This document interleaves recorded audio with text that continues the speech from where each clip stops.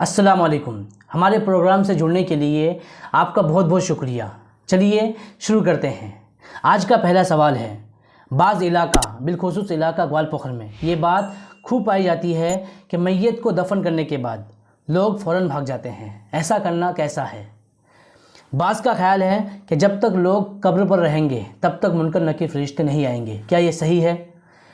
کہیں یہ بھی رواج ہے کہ جب تک سارے لوگ قبر کے پاس سے چلے نہیں جاتے تب تک قبر پر اذان نہیں دی جاتی، کیونکہ لوگ سوچتے ہیں کہ لوگوں کی موجودگی میں قبر پر اذان نہیں دینی چاہیے۔ دیکھیے، دفن کے بعد فوراً نہیں بھاگنا چاہیے، کیونکہ میت کو دفنانے کے بعد قبر پر اتنی دیر تک ٹھہرے رہنا مستحب ہے جتنی دیر میں ایک اونٹ ذبح کر کے اس کا گوشت تقسیم کر دیا جائے۔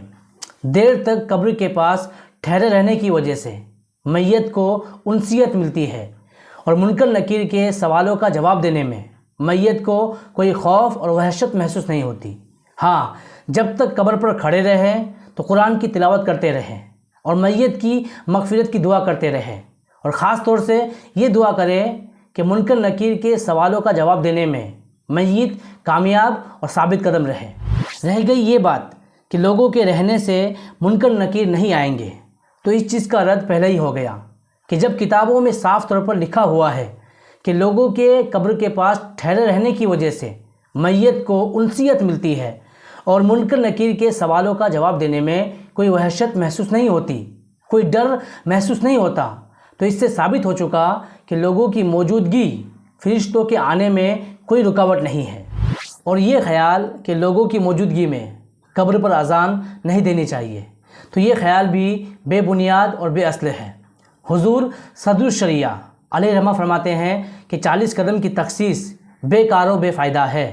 بہتر یہی ہے کہ تدفین کے بعد، یعنی میت کو دفنانے کے بعد لوگوں کی موجودگی میں ہی اذان دے دینی چاہیے، کیونکہ اس کے دو بنیادی فائدے ہیں۔